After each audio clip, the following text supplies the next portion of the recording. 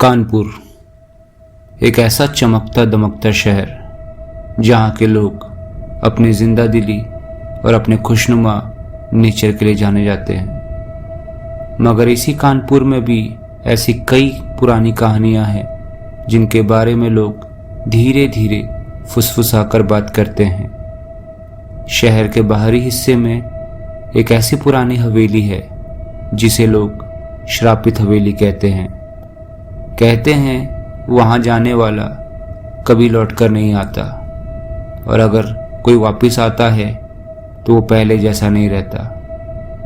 नमस्कार दोस्तों, स्वागत है आपका आज की इस हॉन्टेड कहानी में।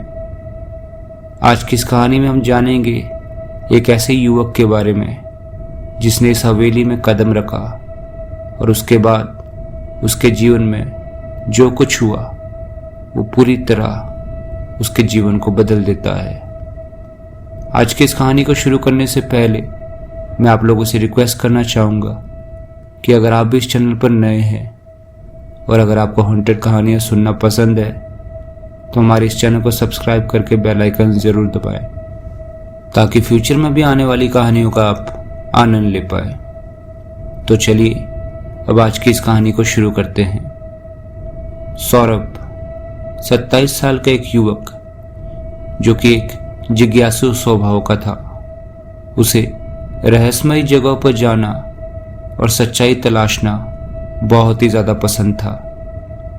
उसने सुना कि कानपुर के किनारे एक हवेली है जहां रात को घंटी अपने आप बजती है, औरतों की चीखें सुनाई देती है और कभी कभी अंदर से दीपक जलते दिखाई देता है। एक रात सौरभ और उसके दो दोस्त उस हवेली के पास पहुंचे।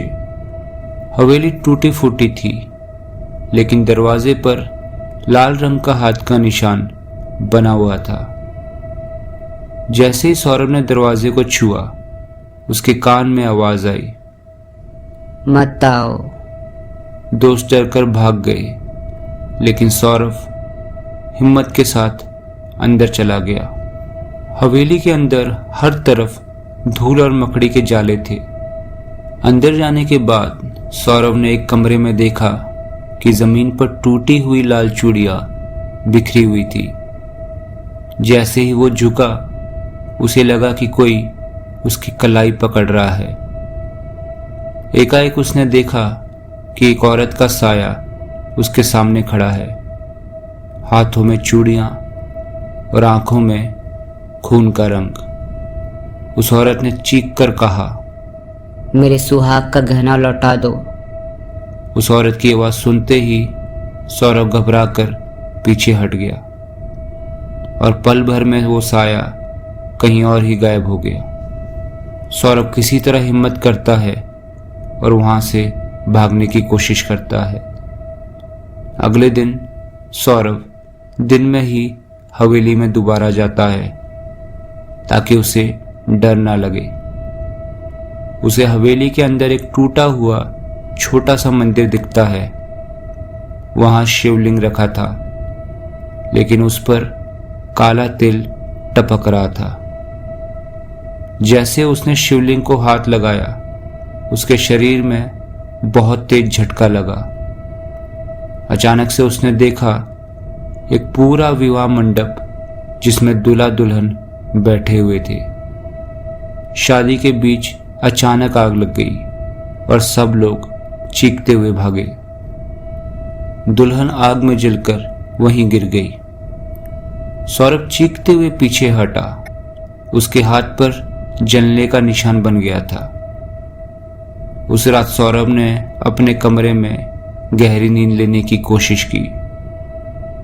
आधी रात को उसकी आंखें खुली तो उसने देखा कि उसके चारों तरफ वही हवेली है। उसका बिस्तर उसी हवेली के बीच रखा हुआ था। वहां फिर वही औरत खड़ी थी, लाल साड़ी में और चेहरा जला हुआ। एकाएक उस औरत ने कहा, मेरी मौत अधूरी है। मेरा सुहाग छीन लिया गया और अब तू मेरा होगा। अभी उस औरत ने ये बात कही ही थी कि अचानक से सौरभ का गला एकाएक दबने लगा और उसे सांस आनी बंद होने लगी। तभी उसने अपने इष्ट देवता का नाम लिया और उसके मुंह से निकला ओम नमः शिवाय। उस आवाज के बाद एकाएक वो औरत चीखते हुए गायब हो गई। उस औरत के गायब होते ही सौरभ को चैन की सांस आई। अगले दिन सौरभ ने डरते हुए पास के एक मंदिर के पुजारी से बात की। सौरभ की पूरी बात सुनने के बाद पुजारी ने कहा, बेटा, ये हवेली एक पंडित परिवार की थी। उनकी बेटी की शादी के दिन दहेज के लालच में घर वालों ने मंडप में आग लगा दी। दुल्हन जिंदा जल गई थी और उसने मरते वक्त उस हवेली को श्राप दिया था कि यहाँ कोई भी शादी सुख से नहीं होगी। उसकी आत्मा आज भी लाल साड़ी में भटकती रहती है। पुजारी ने हवन करके सौरभ पर रक्षा कवच डाला, लेकिन पुजारी ने चेतावनी दी, उस हवेली में फिर कभी मत जाना। वहां जो आत्मा है वह अधूरी है और अधूरी आत्माएं कभी चैन से नहीं रहती। पंडित जी के कहे अनुसार सौरभ ने फिर कभी उस हवेली में कदम नहीं रखा, लेकिन आज भी कानपुर की उस जगह से गुजरने वाले लोग अक्सर ये कहते हैं कि रात को वहां से महिलाओं की चीखें, पायल की झनकार और कभी कभी जलने की गंध आती है। कुछ लोगों ने तो यह भी कहा है कि लाल साड़ी में एक औरत खिड़की से झांकती दिखाई देती है। तो दोस्तों, ये थी कानपुर की श्रापित हवेली की कहानी।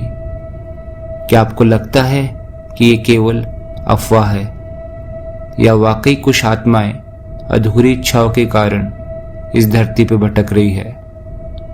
इस कहानी के बारे में अपनी राय कमेंट बॉक्स में ज़रूर बताएं। और अगर आपको हमारी ये कहानी पसंद आई है तो इसे लाइक और शेयर करना बिल्कुल भी ना भूलें। तब तक के लिए मिलते हैं किसी और रात एक नई और खौफनाक कहानी के साथ।